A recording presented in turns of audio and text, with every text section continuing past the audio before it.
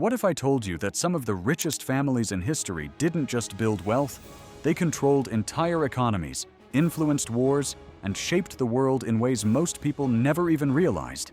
When we think about wealth today, we imagine billionaires, tech giants, luxury lifestyles, but the truth is, modern wealth is nothing compared to what some of these historical families had. We're talking about power that went beyond money, power that reached into governments, banks, and even the fate of nations. And the darkest part?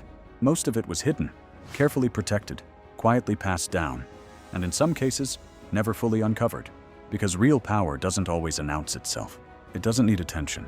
In fact, the most powerful systems are often the ones you never see, as they operate in silence, behind the scenes, shaping outcomes long before the public ever realizes what's happening.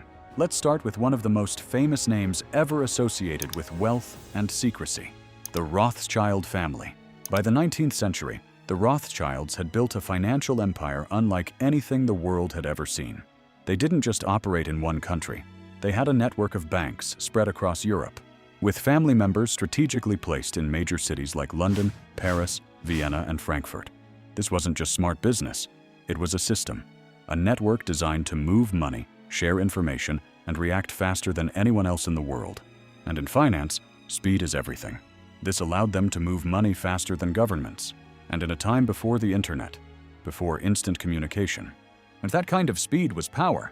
But it wasn't just speed, it was information. There are stories, some confirmed, some debated, that the Rothschilds used their information advantage to make massive profits during times of war. One of the most famous stories involves the Battle of Waterloo.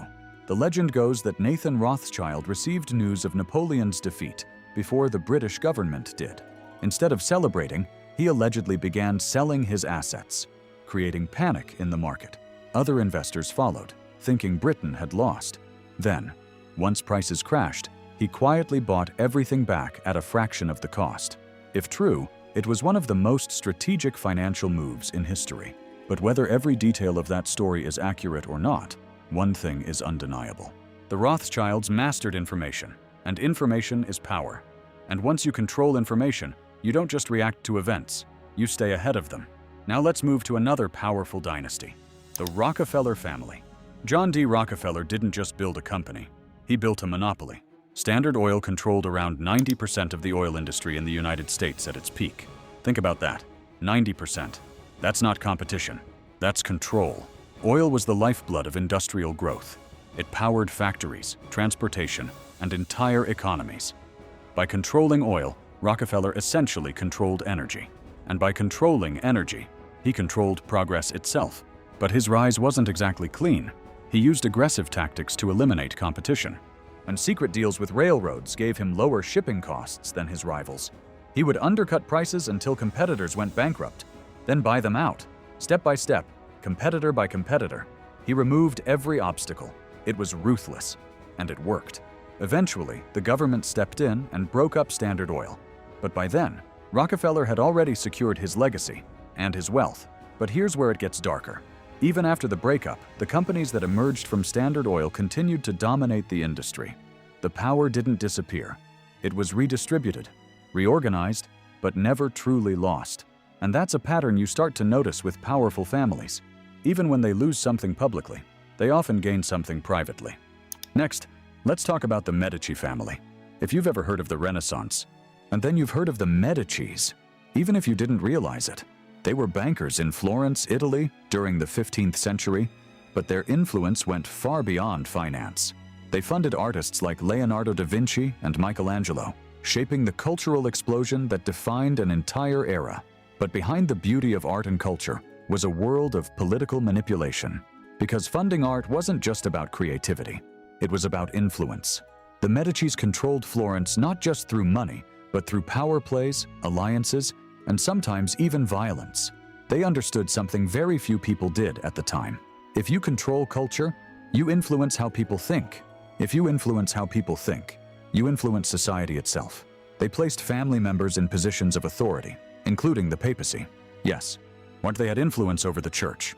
At one point, 2 Medici family members became popes.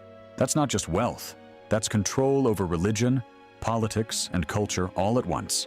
Now let's shift to a family that operated more quietly, but just as powerfully. The House of Saud. Unlike the others, this family's wealth is deeply tied to natural resources, specifically oil. Saudi Arabia sits on one of the largest oil reserves in the world, and the royal family has controlled that wealth for generations. But here's what makes it different. This isn't just a wealthy family, it's a ruling monarchy. The line between government and family is almost non-existent, which means power isn't shared. It's centralized. That means decisions about global oil supply, which affect prices worldwide, can be influenced by a single family. Think about how that impacts everything from gas prices to global politics.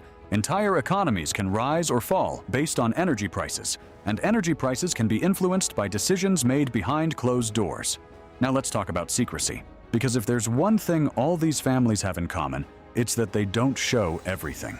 What we see publicly is often just a fraction of what actually exists. Hidden investments, offshore accounts, private deals. Wealth isn't always about what you can see.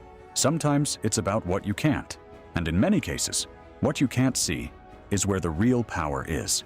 And that brings us to one of the most mysterious aspects of generational wealth: how it survives. Most people lose wealth within a few generations. It's a well-known pattern. The first generation builds it, and the second grows it, the third loses it. But these families, they break that pattern, and they do it intentionally. They use trusts, foundations, and complex financial structures to protect their wealth. They create systems that make it difficult to lose what was built. They educate their children not just to spend money, but to control it, to manage it, to protect it, and perhaps most importantly, they build networks.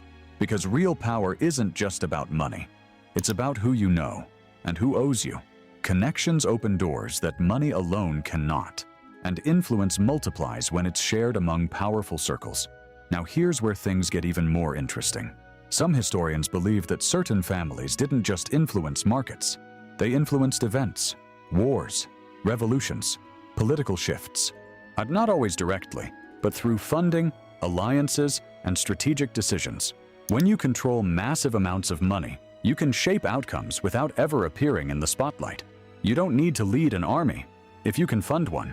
You don't need to run for office if you can influence those who do. And that's the dark truth most people don't think about. Power doesn't always look like power.